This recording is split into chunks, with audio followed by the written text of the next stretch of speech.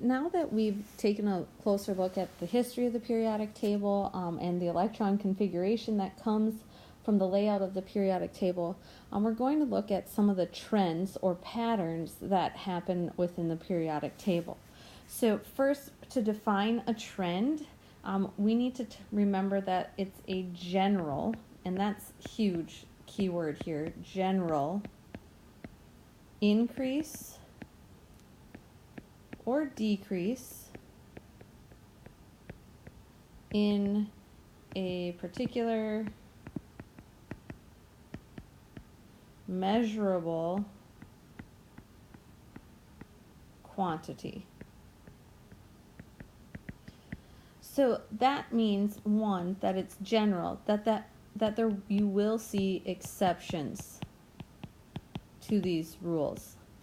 And then the other piece is that these are measurable quantities, and so there will be some sort of numerical data associated with it.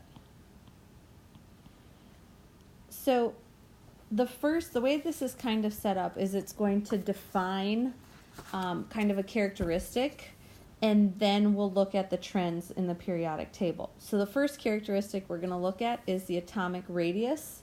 And the atomic radius is 1/2 the distance between the nuclei of identical atoms that are bonded together. We use the unit picometers to measure this. And so if we look at the internuclear distance of two hydrogen atoms that are bonded together, we'll see that this D is equal to 74 picometers. So then to figure out the atomic radius, you simply use this formula right here. The radius equals D divided by 2. So we have 74 divided by 2, and we get 37 picometers as our radius. So we can't measure atomic radius the way we would measure the radius of a circle, just going from the center outward. And the reason is because of the orbitals. So remember, orbital boundaries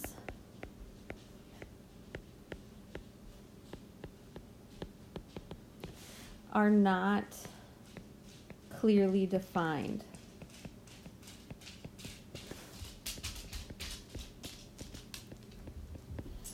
So when I mean clearly defined, by drawing these black lines around these and making these circles, it makes those orbitals look clearly defined. That black line says that this is part of the atom. However, that line doesn't really exist. And so the orbital boundaries are not clearly defined, so we wouldn't know where to stop as we moved out from that nucleus. Another reason is that the conditions under which the diameter is measured can cause the diameter to vary. And so we have to go about this in this indirect method of measuring from nucleus to nucleus and then dividing it by 2. So the trend that we see is that in a period, so remember that's the horizontal rows, the atomic radius, the size decreases as you move from left to right. And this is because protons are added as you move from each element. So from lithium to beryllium, we add a proton. From beryllium to boron, we add a proton. And so as this happens, we're also adding electrons.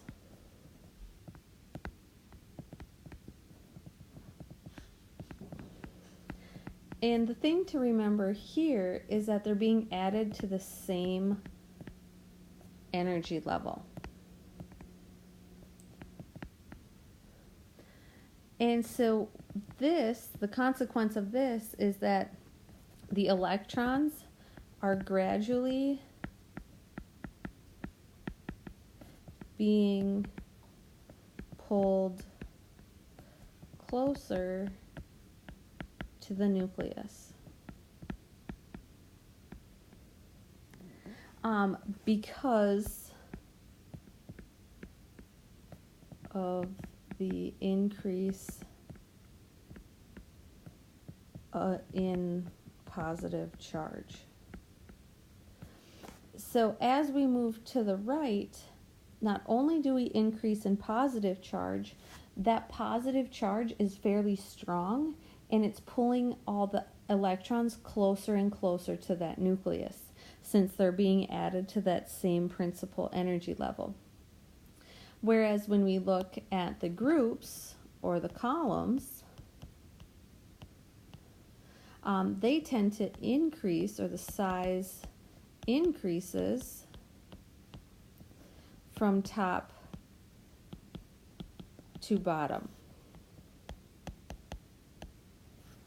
And this is because we increase our principal energy levels. So as principal energy levels increase, the size of the orbitals also increases.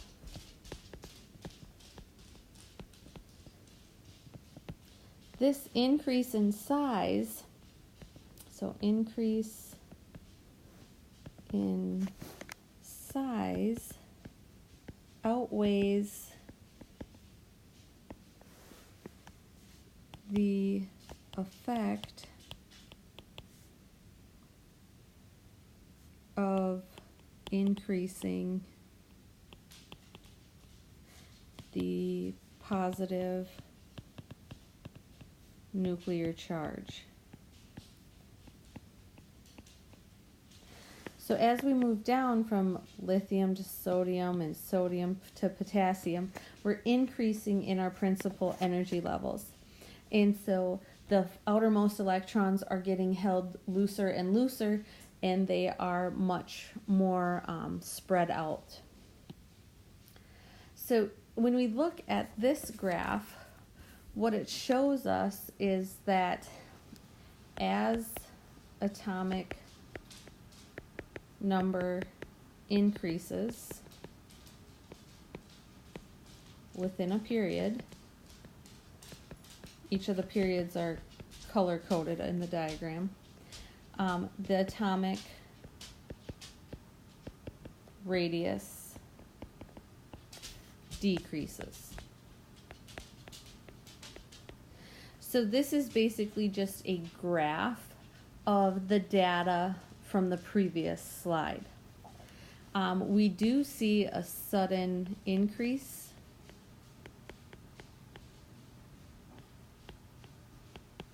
in size when a new energy level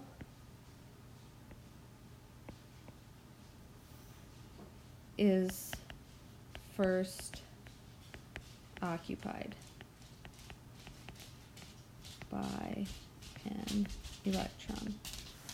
So what that's saying is, let's say we're here on element 20 or 19 probably, and it shoots way up as we go into the next energy level.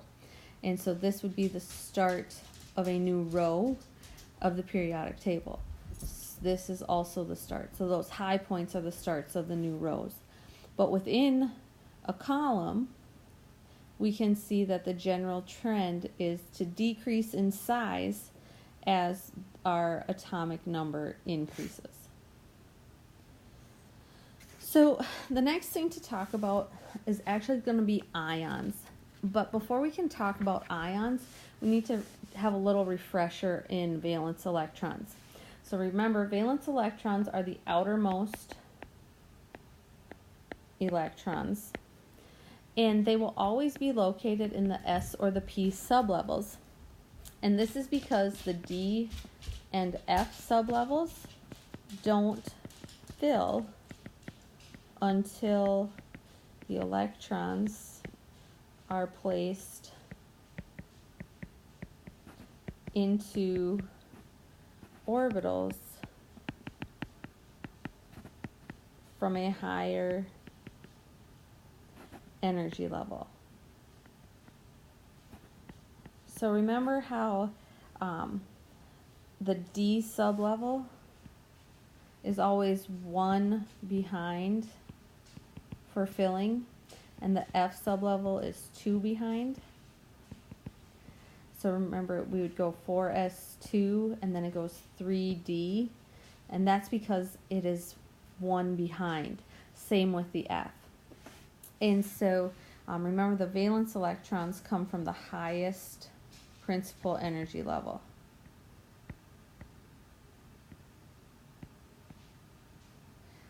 So the maximum number of valence of electrons in the ground state is 8 valence electrons. The exception is or are hydrogen and helium, and their max is 2 electrons. So when we talk about valence electrons are responsible for forming ions. And an ion is an atom or group of bonded atoms that has either a positive or negative charge. And the way to get this charge is to either gain or lose protons or gain or lose electrons. However, electrons are the only subatomic particle that is capable of moving. So we get ions by gaining or losing electrons. And so remember, electrons are capable of moving. Protons cannot move. So a cation is an ion that has a positive charge, and it has lost electrons.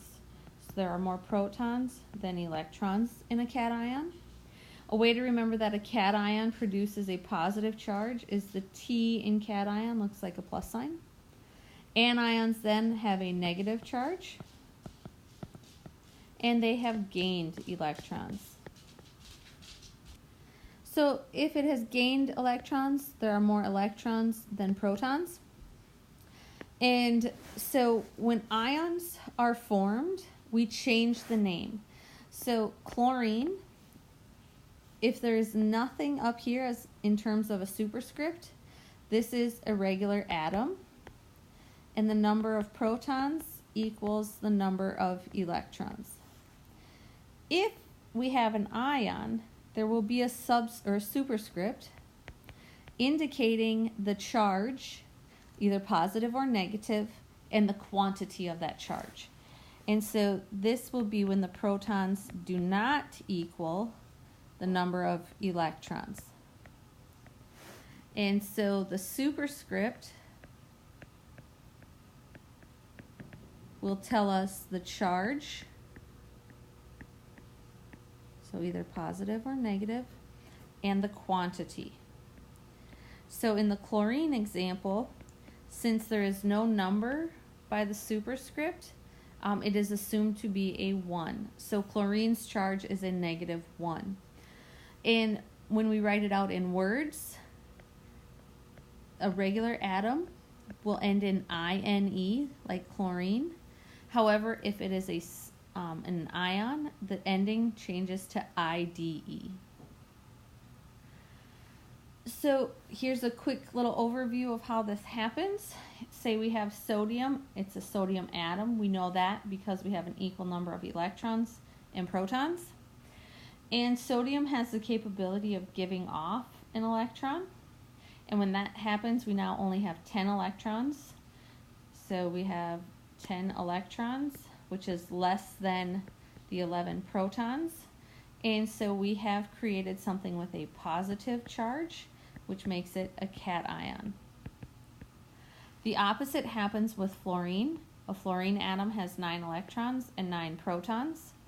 Fluorine has the capability of accepting or gaining an electron, which gives us 10 electrons, but only 9 protons. And so we have something with a negative charge, which we call an anion. So how does this all play into our talk of periodic trends? And so what we have to look at is something called ionization energy. And this is the energy required to remove an electron from an atom. So if we're dealing with ionization energy, we are dealing with cations. Because what we're removing an electron, which means the number of protons is going to be greater than the number of electrons. So an example equation for ionization energy tells us that we have an atom, in this case sodium. We give it a little bit of energy, and what happens then is we produce an sodium ion and a free range electron. So the lost electron will always be a valence electron and the outermost valence electron. And the amount of energy, or the amount of ionization energy that is required to remove an electron, is influenced by 3 things. The first is the size of the atom. The second is the nuclear charge. And the third is the energy level that the electron is in. So all of these things, all 3 of these play a role in determining how much energy it takes to remove an electron. And so the unit that we measure this energy in is called a kilojoule per mole.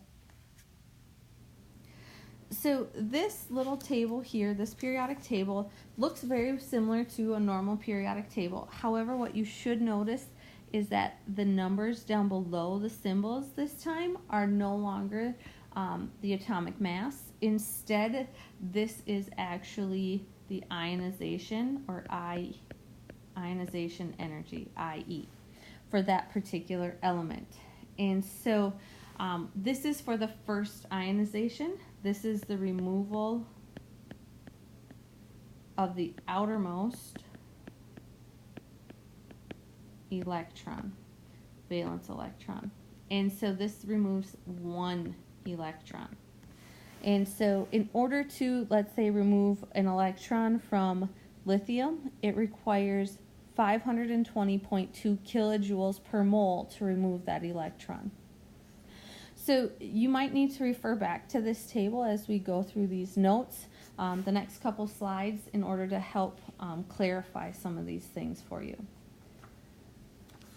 This table right here shows you essentially the same information that was on that periodic table on the previous slide. However, it graphs it by atomic number again. The important thing to notice here is that all of the noble gases, well, except mercury, sorry, have very, very high ionization energy. And this is because noble gases, under no circumstance, they do not want to give up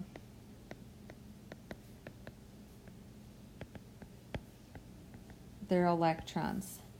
And so because they don't want to give off their electrons, they're holding those electrons very, very tightly, and it's going to require a ton of energy in order to remove those electrons. So the trends that we see when it comes to ionization energy is, again, generally in a period, so the row, there is an increase as you move from left to right. This is because we increase that nuclear charge. That means we've added protons to the nucleus, and the electrons are being added to the same principal energy level. So if valence electrons are held more tightly to the nucleus, they are harder to remove, and so that means that more energy is required to remove them. So there are some exceptions. If you look in group 13, boron, aluminum, and gallium have lower ionization energies than the group 2 elements in the same period of beryllium, magnesium, and calcium, and this is because of something called electron shielding. Electron shielding is when outer electrons are partially shielded from the attractive force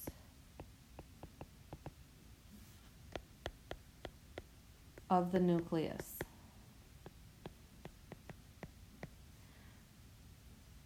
Because of something we call inner electrons. And so if you think of, we have our positive nucleus, and then we have all these orbitals, and I'm just going to draw them as the Bohr model because it's easier to visualize. We've got all these orbitals, and on those orbitals we've got electrons.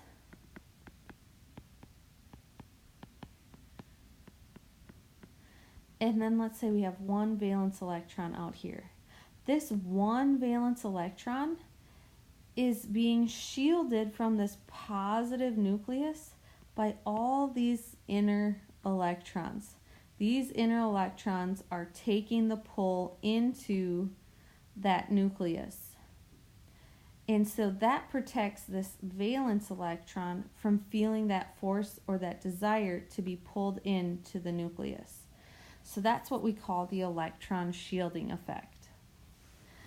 So again, we can see that here, that the electrons on this outer side, or this electron of interest, is going to be free to be removed easily because these electrons in between here are protecting the nucleus, are absorbing some of the pull to that nucleus. So a way to think about this is if we look at aluminum. Aluminum's electron configuration is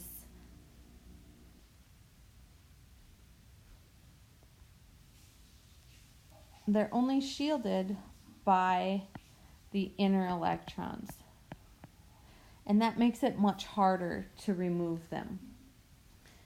So the other thing that is important is that an S sublevel electron can shield P sublevels electrons, but P sublevels cannot shield S sublevels. And this is due to the shape of these orbitals. So remember, the S sublevel is a sphere shape, and the P sublevel is the dumbbell shape. And if you think about it, if we have a sphere and then we have the dumbbell shape here in the middle, that sphere totally covers the whole area of the P sublevel.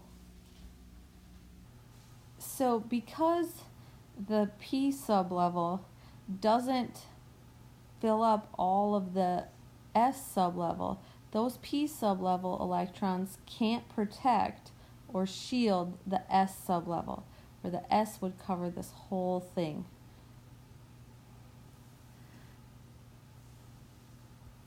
So if you look at the ionization energies for atoms in group 16 and compare them to group 15, you'll notice that the group 16 has lower ionization energy, which doesn't follow the trend that we talked about. But this is because of Hund's rule. So remember, Hund's rule says that you have to fill each orbital with one electron before you can add a second electron to the orbital. So if you look at nitrogen, nitrogen has 3 unpaired electrons. And then if you compare it to oxygen, which is immediately to the right of nitrogen, it has only 2, because it has those 4p electrons. It only has 2 unpaired electrons. So this electron, this doubled up one, is going to be the first electron to be removed. And since it's been paired up, it is slightly easier to remove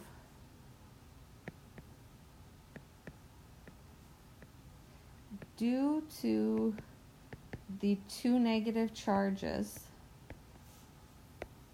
occupying the same orbital.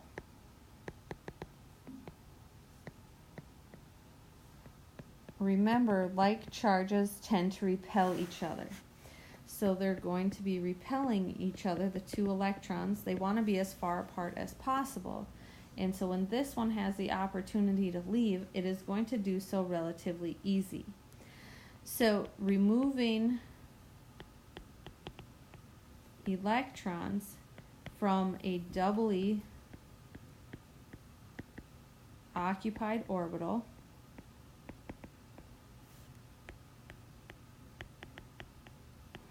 is slightly easier,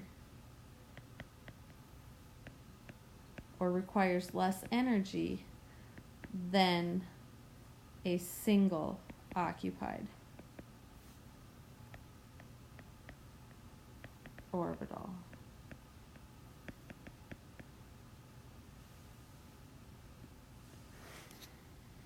So when we look at the group trends for ionization energy for the representative elements, so that means the S and P blocks,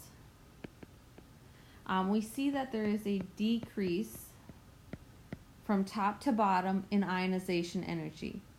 And this is because we increase the atomic size. The valence electron that is being removed is farther from the nucleus. So therefore the attractive force between the valence electron and the nucleus weakens as the distance between them increases. So the nuclear charge doesn't affect this trend because there is an increase in electron shielding.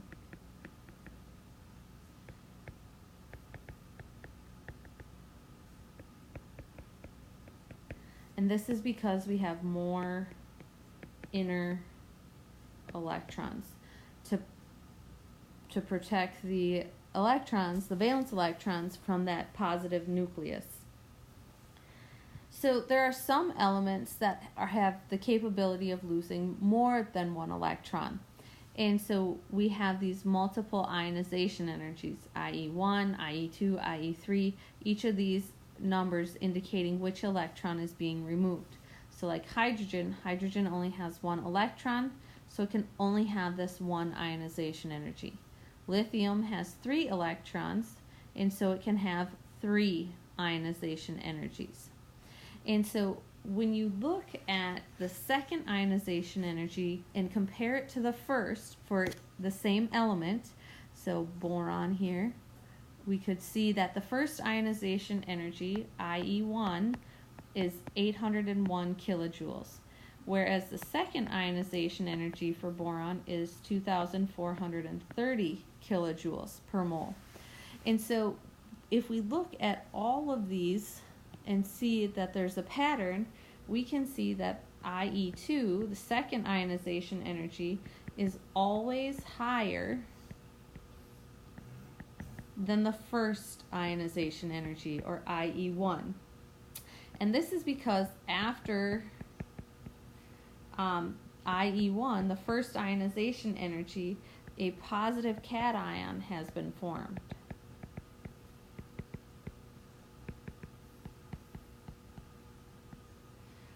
And this increases the positive-negative attraction between the nucleus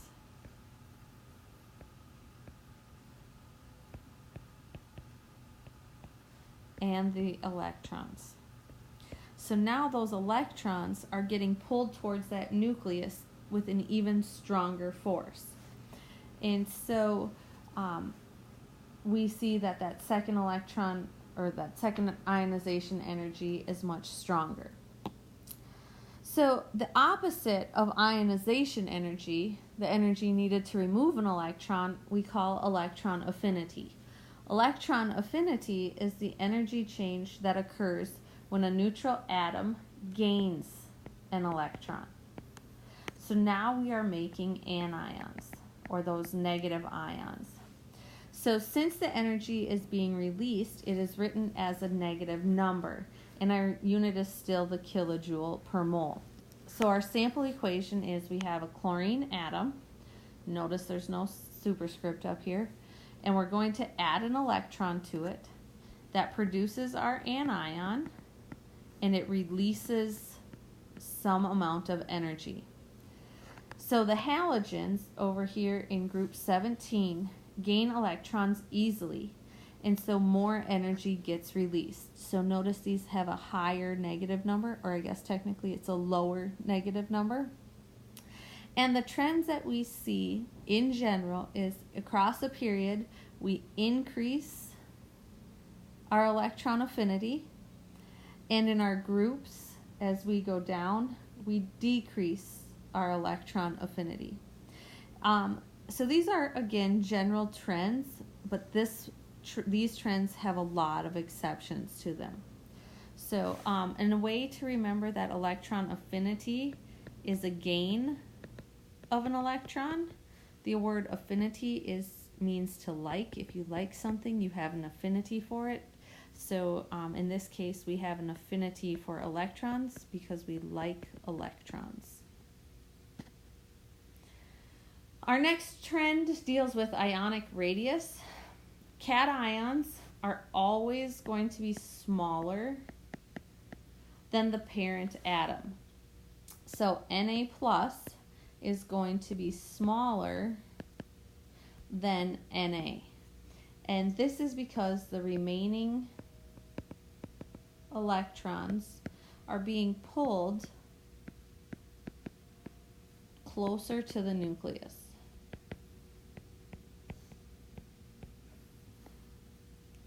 This is because of the greater positive charge now. So then the opposite will be true for anions. Anions are always going to be larger than the parent atom. So Cl minus is going to be larger than Cl. And this is because we have more electrons present, which means a greater electron repulsion or electron shielding. So the trends are similar to the atomic radii trends for the same reason. So as you move to the right, our size decreases, and as you move down, there will be an increase in size. This is your little graphic of this. Here we have the green is indicating the positive ion, and the gray behind it is representing the size of the lithium atom in this case. So that shows you that the parent atom is always larger for cations. And if you look at the purple, the gray is the parent atom. See how it's color-coded with O there? And then the purple is the size of the anion. And you can see that the anion is always bigger. So one of the last characteristics that we need to talk about is electronegativity. Electronegativity is a measure of the ability of an atom to attract shared electrons when the atom is part of a compound. So different This is different from electron affinity because electron affinity measures the energy being released, whereas electronegativity just measures the level of attraction. This is a relative scale, so it's not a perfect numerical device. This is a comparison between elements. So, for example, in the compound water, the oxygen has a high electronegativity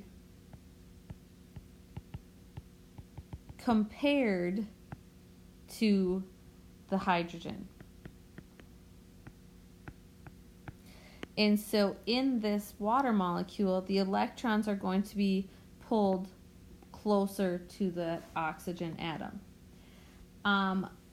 These, again, are dealing with the valence electrons involved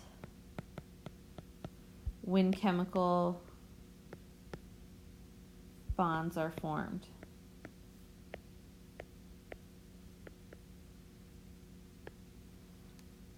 So this table, again, looks like a periodic table, but note that now we have different numbers on the bottom again, and these are those relative electronegativity values.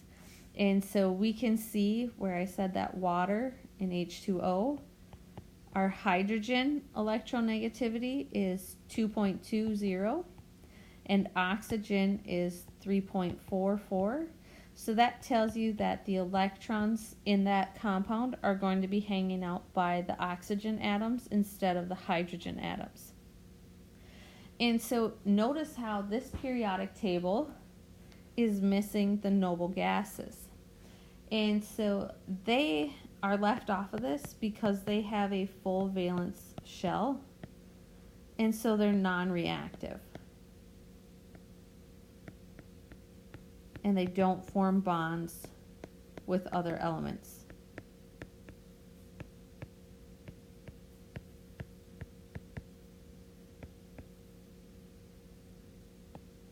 So the trends when it comes to electronegativity is that across a period, it will increase from left to right. Again, you can see that. Lithium is 0.98, beryllium is 1.57, boron is 2.04, carbon is 2.55. So we've increased as we've gone across that period.